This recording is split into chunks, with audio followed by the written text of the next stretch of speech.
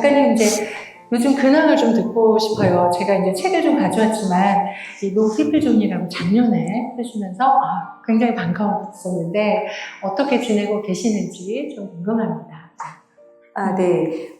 작년에 되게 네. 오랜만에 9년 만에 신작 소설집이 나와서 네. 이제 한 시기를 좀 일단락하는 느낌으로 지냈고요.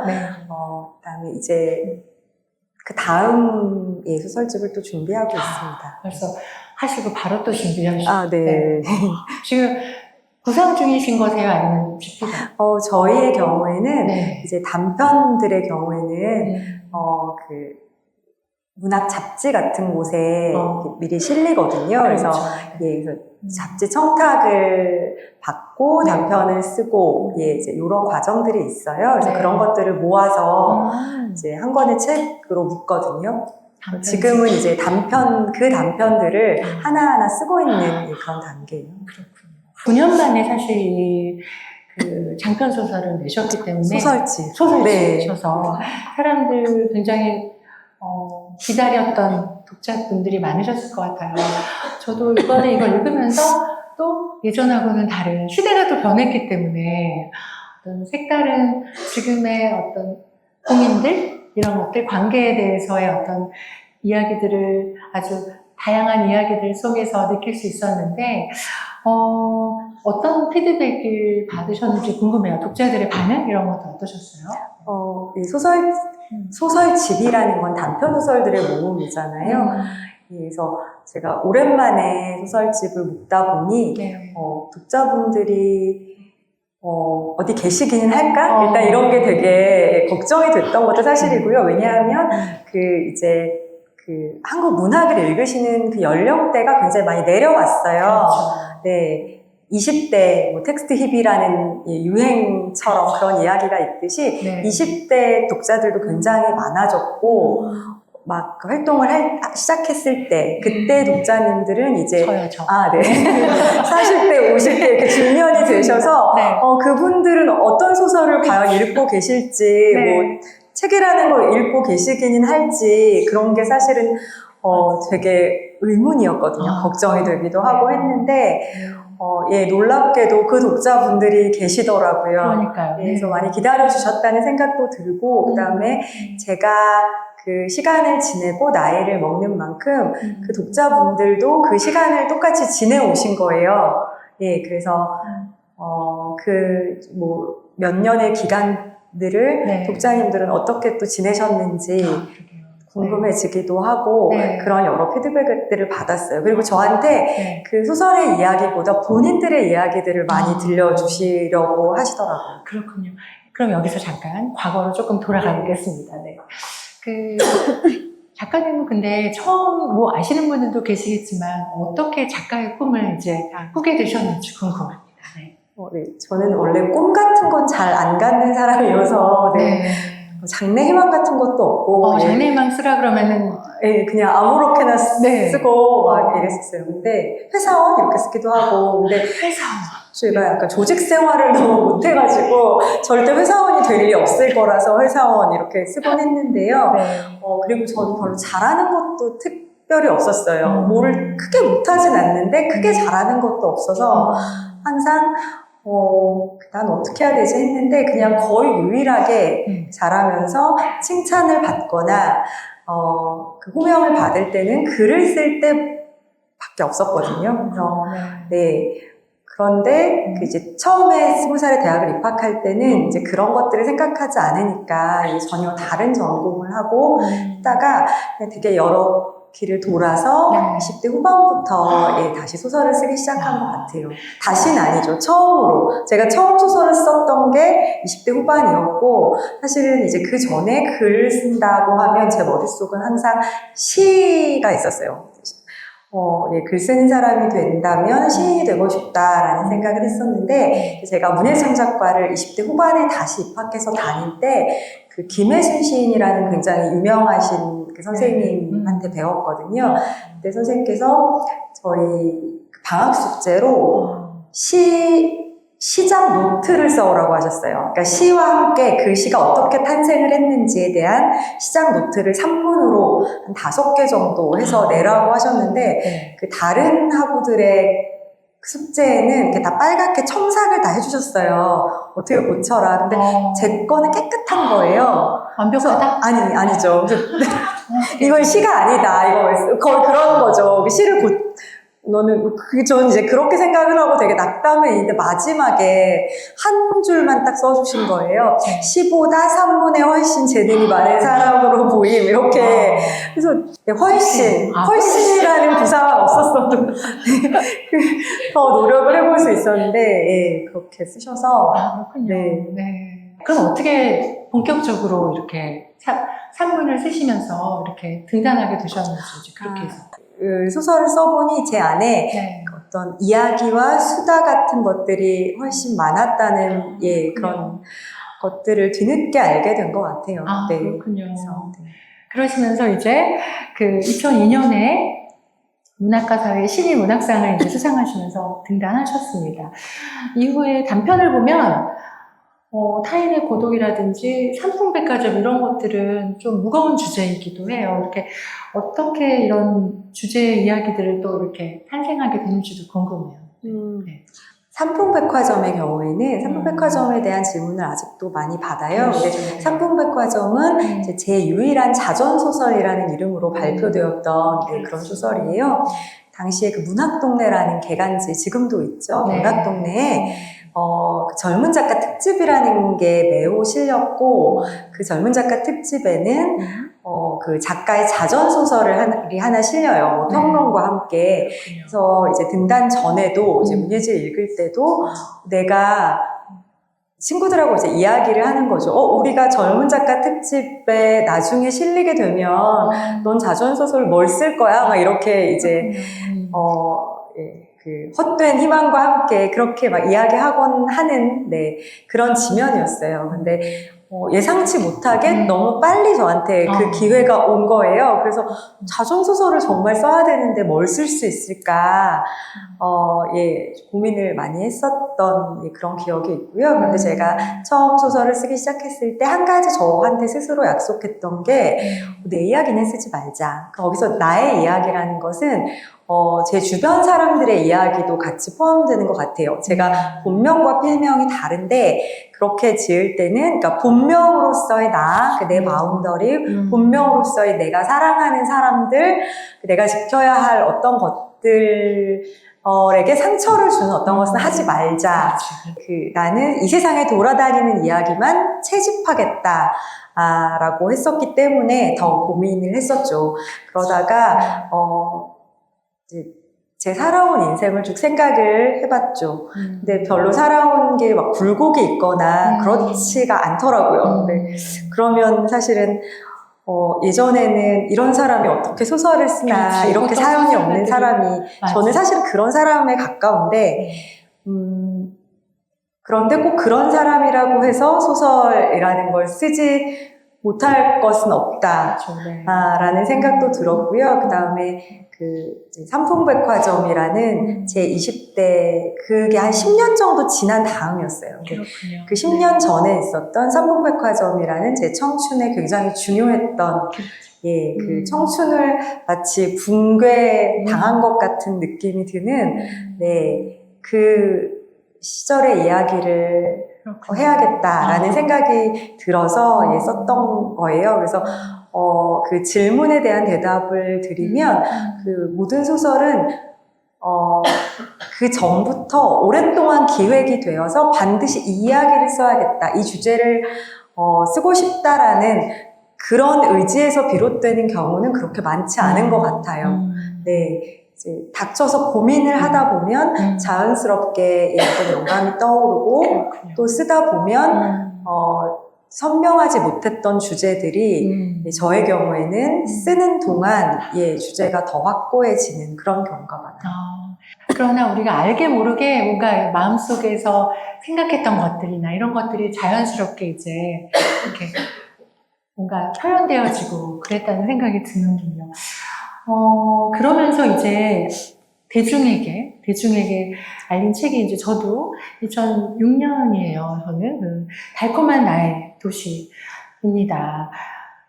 저야말로 정말 그 동시대 여성이었기 때문에 보니까 그때 그런 고민과 사랑과 우정 이런 것들을 너무나 그 공감되게 그 시절에 겪었던 것들을 많이 공감해서 그런 것 같은데 그럼 어떻게 또 달콤한 나의 도시는 이렇게 쓰게 되셨는지도 궁금합니다. 네. 그 2005년, 너무 오래됐네요. 그렇죠. 네, 2005년에 저도 네네네. 20년 전이니까 거의. 맞아요. 2005년에 그 조선일보의 일일 연재 소설로 시작을 했었던 네. 소설 장편이에요. 근데 네. 작가들은 누구나 자신의 첫 장편에 대한 로망이 있거든요. 그래서 저 역시 네. 그 부담이기도 하고 로망이기도 한데요. 어떤 것을 첫 장편으로 쓸지에 대한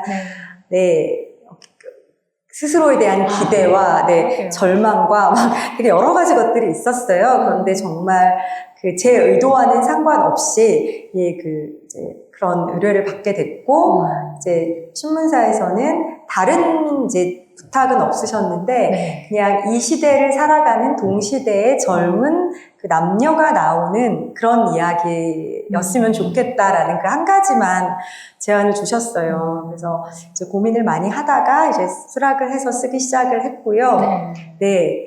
정말 처음에 시작할 때는 사실 그거밖에 없었던 것 같아요. 네. 그냥 동시대의 이야기를 재미있게 쓰겠다. 그리고 당시에는 2000년대 초반, 중반 기억하시는 분들도 계시겠지만 2010년대 이전까지만 해도 사실은 한국의 젊은 문학이 뭔지에 대해서 회의적인 시선이 되게 많았어요.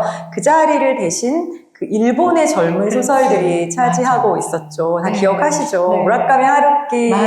대학 때 하루키는 열심히. 그 중심이었고, 에쿠니 가오리라든지, 바나나, 이런 작가들을 네. 읽었죠. 맞아요. 그래서 우리나라에는 이런 작가가 없다. 그리고 우리나라 소설들은 굉장히 무겁고, 그런 재미없는 이야기만 한다라는 그런 편견들이 있었어요. 근데 사실 실제는 그렇진 않았거든요. 그래서 그냥 한국에도 젊은 소설이 있다는 것을 지금 같으면 그런 용기를 못 낼 텐데 그때는 젊었기 때문에 그런 어떤 패기로 시작을 할 수 있었습니다.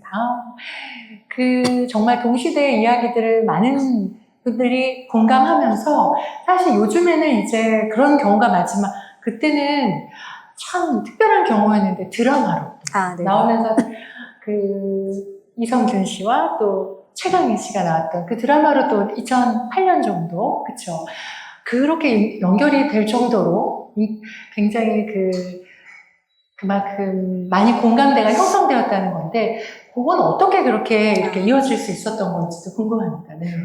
네. 그 소설은 또 당시에 워낙 섹스 앤 더 시티라든지 그런 식의 서사들이 그 외국에 있었던 것 같아요. 또 뭐가 있었지? 쇼퍼홀릭이나 요즘 이름 생각 안 나지만 외국에는 그런 약간 칭릿이라는 장르가 있었어요. 근데 이 소설 칭릿이라고 하면 저는 되게 슬퍼지거든요.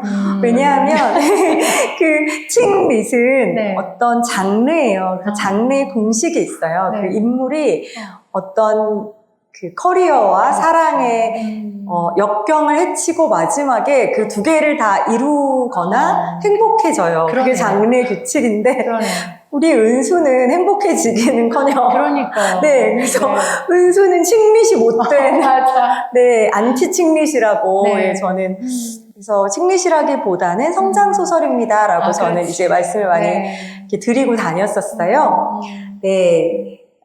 그런데 어쨌든 이제 그런 요소들이 있기 때문에 연재할 때부터 제안은 굉장히 많이 받았었습니다. 그런데 이제 그런 제안들을 출판사 측에서 이제 추리셔서 저희는 이제 다른 건 없었고 감독님이 박흥식 감독이라는 영화를 하셨던 나도 아내가 있었으면 좋겠다 인어공주 같은 영화를 하셨던 감독님이 처음 드라마를 이제 하시는 거고, 그다음에 요 작가는 은중과 상현, 지금 넷플릭스 드라마 그렇죠. 은중과 상현의 작가의 첫 작품이세요. 그래서 그런 이제 영화를 했던 젊은 작가가 또 하겠다고 하고 CJ에서 제작을 해서 그냥 여러 가지 것들이 사실은 잘 맞았던 것 같아요. 그렇군요. 섬세함과 네, 그리고 이제 최광희 이 배우도 너무 좋았고, 그렇죠. 너무 네네. 잘 어울렸죠. 네, 근데 제가 지금은 이렇게 그냥 편하게 얘기하는데, 네.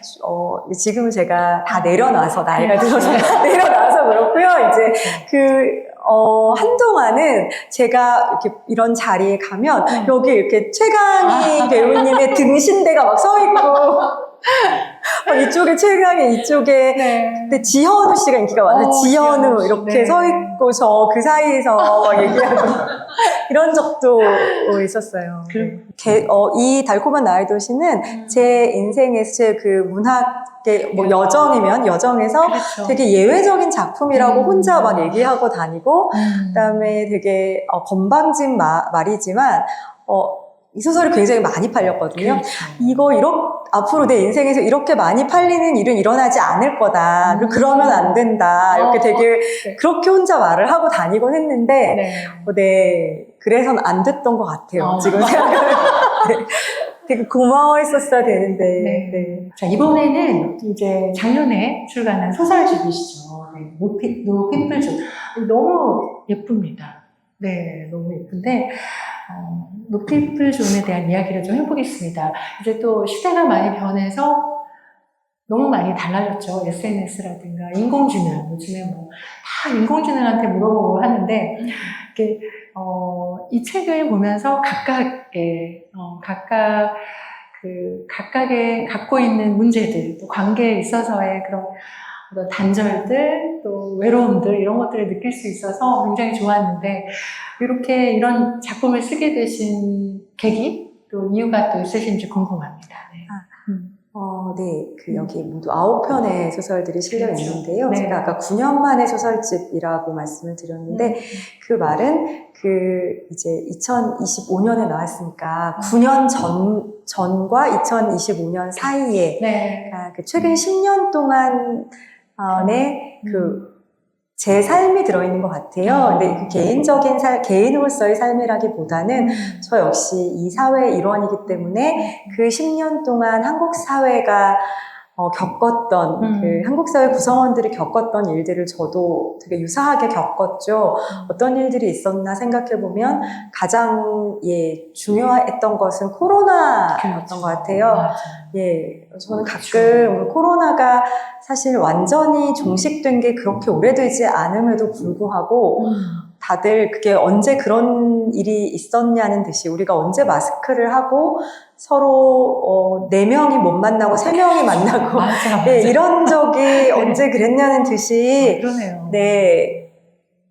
그 집단 기억 상실에 걸린 것처럼 하는 게 약간 이상하다는 생각도 들어요.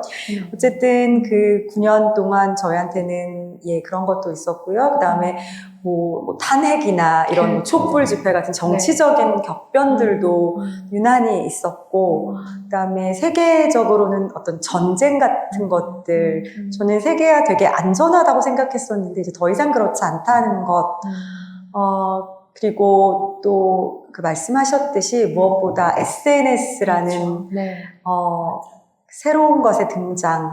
그래서 모두가 SNS를 그 안에서 또 새로운 어떤 인간관계들을 맺으면서 살게 된 그런 여러 가지 요인들이 한국 사회를 지나갔고 저 역시 그 한국 사회를 사는 사람으로서 그 시절을 통과해 왔던 것 같아요. 그리고 자연스럽게 제가 지금 말씀드린 그런 일들, 그리고 그런 일들로부터 파생된 어떤 문제의식들이 소설 안에 드러나게 됐습니다. 여기 보면은 사람과의 관계를 맺긴 해야 하는데 관계를 포기하고 싶기도 하면서 그러면 또 외롭고 굉장히 그 아이러니한 그런 마음들이 잘 느껴졌고, 사실 저는 이번에 이제 작가님하고 인터뷰하면서 예전 책들이잖아요. 예전 저기는 그래서 보면서 그 대학 때 봤던 마르틴 부버의 나와 너. 네, 그 책을 다시 보면서, 그러니까, 이 관계에 대해서 나와 너, 진정한 존재로서 자체로서의 관계, 그 다음에 나와 그것, 정말 그 필요한 관계, 그런 관계들이 있는데, 그 부분에 있어서 정말 우리의 삶을 풍성하게 하는 건 결국은 내 존재 자체를 편안하게 이해해주고 그 자체로 인정받을 수 있는 관계들이 나의 삶을 행복하게 해주지 않나 하는 생각들을 하게 됐습니다. 우연히 또 다시 책을 보고 그래서 이게 이런 내용이었어 이러면서 그때는 정말 이해하지 못했던 것들을 저도 시간이 많이 흐르고 나서 다시 한번 관계에 대해서는 이렇게 작가님들도 계속 고민하시고 이렇게 표현하시고 이야기하시는구나 하는 생각을 하게 되었습니다. 저는 그렇게 낙관적인 사람은 아닌 것 같아요. 저는 되게 그렇게 낙관적으로 보이잖아요. 근데 사실 저 되게 비관적인 사람이고, 어떤 뭐 영원한 관계랄지, 그다음에 말씀하신 것처럼 관계 안에서 서로 따뜻함, 저는 그런 거 믿지 않는 사람이거든요. 순간적으로 그럴 수 있겠죠. 어떤 순간들이 있고, 그런 이제 순간들을 깊거나, 깊게 공유하거나, 더 예민하게 공유하는 그런 관계들은 있을 수 있지만, 완벽하게 그렇게 될 수는, 없다. 모르겠어요. 그래. 근데 그걸 이제 염원하면서 맞아. 대부분의 사람들은 가는 거죠. 그렇죠. 그래서 저는 이제 이 소설집 안에서 관계 이야기는, 격렬하게 혼자 있고 싶은데 격렬하게 혼자 있기가 두려운 그런 사람들이 제가 생각하는 지금 그렇죠. 2020년대 한국인들인 것 같고요. 그래서 보면 되게 재미있는 것이 다 혼밥을 하고 되게 자연스럽게 혼밥을 하고 있는데 혼밥을 혼자 하는 게 아니라 스마트폰을 보면서 혼밥을 하거든요. 그래서 밥친구라는 이름으로 저희 아이들의 경우에도 아이들이 이제 엽기 떡볶이 이런 걸 먹잖아요. 맞아. 혼자 이제 집에서 시켜서 먹고 이제 학원을 가야지 하면서 먹으면서 밥 친구라고 그런 예능을 틀어놓고 아니면 유튜브에서 먹방 다른 사람이 혼자 먹는 걸 틀어놓으면서 그걸 보면서 그냥 밥을 먹거든요. 가끔은 둘이 마주 앉아서 밥을 먹는데 각각 보고 있어요. 그렇지, 맞아. 그럴 때도 있어요. 그래서 우리는 이렇게 혼자 있고 싶어서 나한테 말 시키지 마라고 하면서 누군가와 다 있기를 바라거든요. 사이버의 누군가. 그러게요.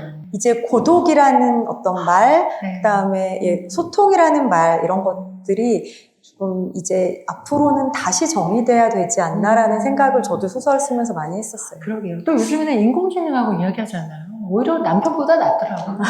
그렇게 당연한 거 아닌가요? 나의 마음을 막 위로해 주고. 네. 딱 너무 잘 알고 이게 정말 훨씬 낫다 이런 생각이 들어서. 그러니까 이 소통에 있어서 관계에 있어서 정말 변화되는 이런 것들을 느낄 수 있고 또 작가님 말씀하신 것처럼 이 소설에서 사실 느껴집니다. 그러나 그래도 그러면 또 이제 여쭤보고 싶은 게 이 글쓰기라는 거 아까 전에도 참 좀 부럽기도 했거든요. 나의 이런 이야기들을 나의 이야기는 아니지만 그 글로써 이렇게 딱 정리하고 이렇게 할 수 있다는 게 참 부러웠는데 글쓰기 요즘 많이들 하시잖아요. 그런데 이 글을 쓰고 읽는다는 게 어떤 의미일까 그런 것들 좀 여쭤보고 싶습니다. 글을 쓰고 책을 읽는 것은 꼭 저는 그게 책일 필요는 없다고 생각해요. 읽는다는 것. 우리가 사실은 생각보다 정말 많은 문자를 읽거든요. 책을 한 줄 읽지 않아도. 왜냐하면 24시간 거의 스마트폰을 들고 있기 때문에. 그렇죠, 맞아. 그래서 저는 지금 세대들이 저희 이전 세대보다 훨씬 많은 텍스트를 접하고 있다고 생각해요. 되게 많이 하는 오해가 요즘 아이들이 너무 책을 읽지 않아 라는 말이거든요. 그런데 굉장히 똑똑해요. 책을 읽지 않니. 쟤네들은 저런 것들을 어떻게 알까 싶으면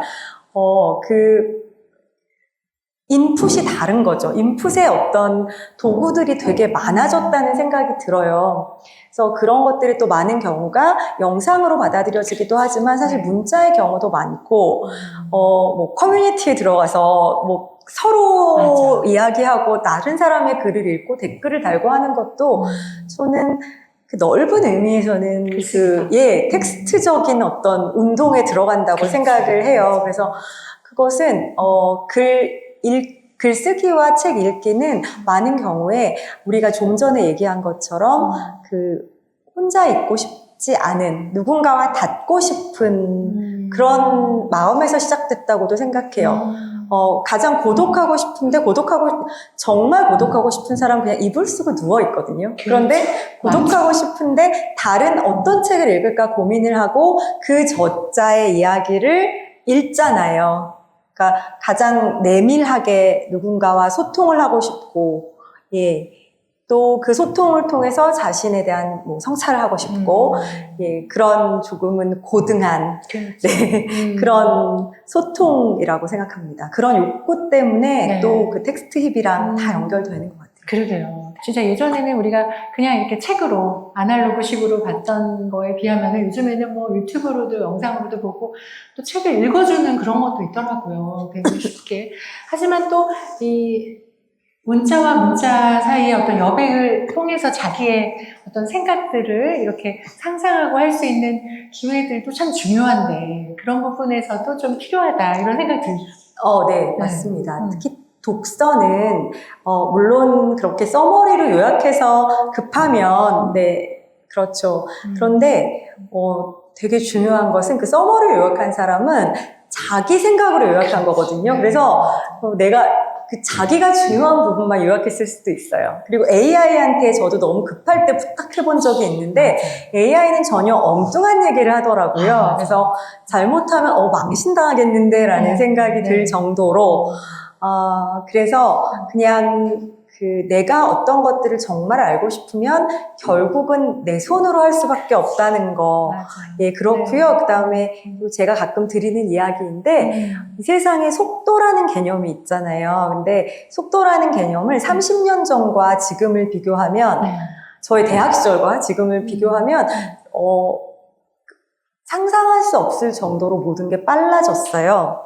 그 전에는 저는 삐삐 시절 이럴 때 살았었잖아요. 삐삐도 없던 시절에, 저랑 학번 비슷하시니까 아시겠지만, 어디 길에서 되게 시티폰도 있었잖아요. 되게 마음에 드는 남학생을 만나면, 연락할 방법이 없어가지고, 학부에, 우리 학교 학부 아시죠? 낭만 있었습니다. 학부에 써서 그 과에 보내요. 그럼 그가 받을지 말지도 모르는 채. 알 수 없는. 그 일주일이든 2주일이든 그냥 기다리는 거예요.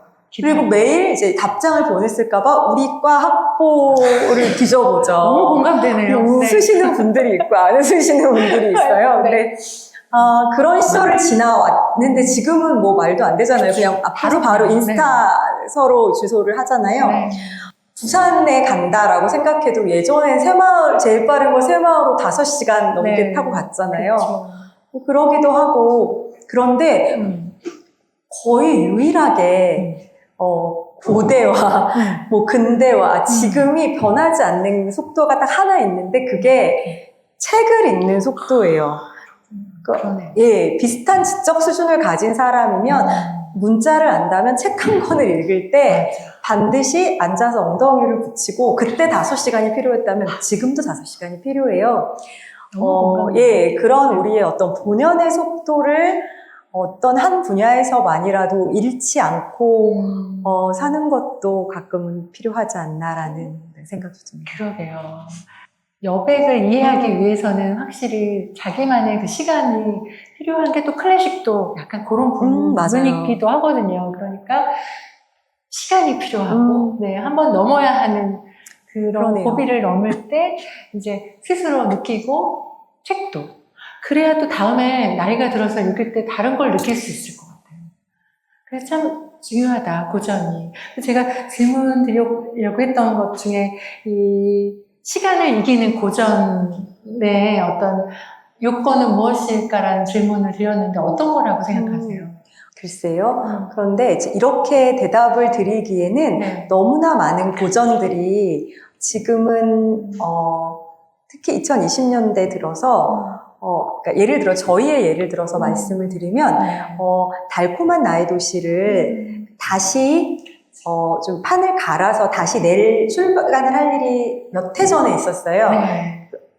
다시 이제 제가 수정할 부분을 보라고 하셔서 네. 다시 꼼꼼하게 읽었거든요. 네. 그랬더니 지금 2020년대의 관점에서 볼 때, 그리고 2020년대 눈높이, 독자들의 눈높이, 젊은 여성 독자들의 어떤 기준이라고 할 때, 그 PC하지 않은 거예요. 정치적으로 올바르지 않은 거예요. 그렇죠. 예를 들어서 저희가 낮은 책상을 앉은뱅이 책상이라고 했거든요. 네. 그런데 지금은 앉은뱅이 책상이라고 쓰지 못해요. 그렇죠. 네. 네. 그래서 새로운 용어를 만들어야 해요. 그리고 예를 들어서 그 인물이 31살인데 주변 사람들이 노처녀라고 하거든요. 네. 말도 안 되죠. 말도 안 되죠, 네. 지금은. 그리고 네. 심지어 그 앞에서 들으라고 예 부장님이 네. 그렇죠. 오은수 씨 이렇게 결혼 안 해서 어떻게 해? 라고 하고 근데 그 사람이 악인이 아니에요. 그냥 좀 오지랖이 넓은 사람일 뿐이에요. 네.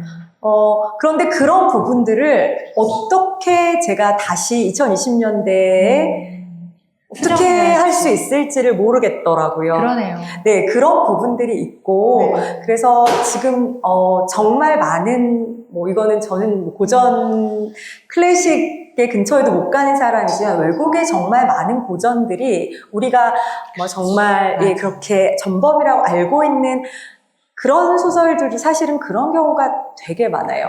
예를 들어 노인과 바다의 경우에도 다시, 예, 노인의 입장에서 보면, 아니, 이게 무슨 마초적인, 예, 정말요.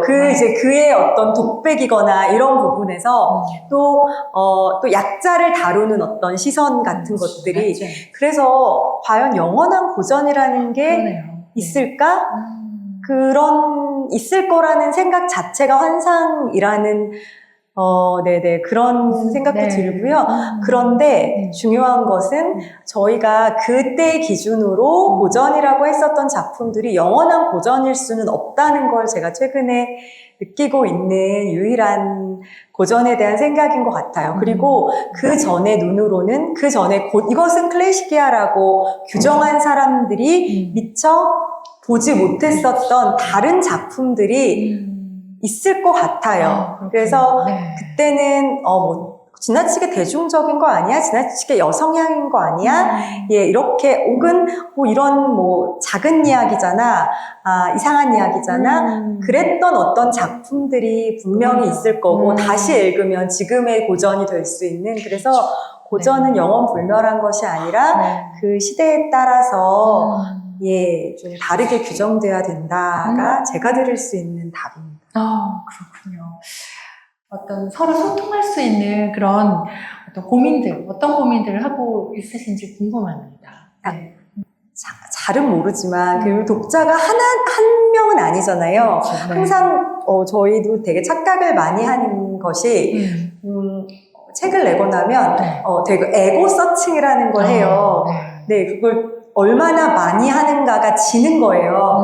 그래서 어떤 사람은 정말 30분에 한 번씩 한대요. 어떤 후배는. 그래서 왜 그래? 그랬더니 뭔가 자기 욕이나 이런 게 올라오면 바로 대응하기 위해서래요. 그래서 어떻게 대응을 하냐고 물어봤더니 자기는 바로 그런 걸 보낸대요.